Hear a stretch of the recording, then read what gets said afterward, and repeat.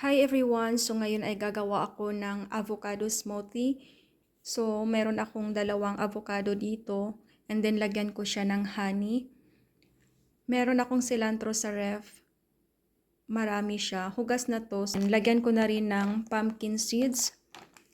Medyo marami siya pero ubusin ko na to. Meron tayong condensed milk. And then meron tayong milk. Nalagay ko na yung avocado dito. Ilagay na rin natin yung cilantro.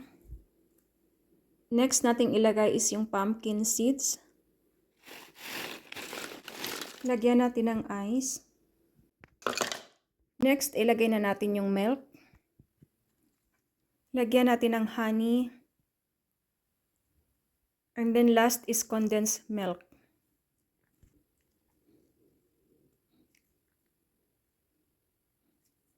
Hindi ko na siya mineasure yung lahat ng honey, milk, and then condensed milk.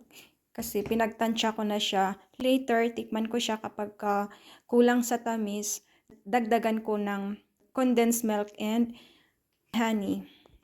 So, ito na ang ating avocado smoothie. Sakto lang yung tamis niya. Masarap. Partner ko ng French fries. Yan, konti na, paubos na.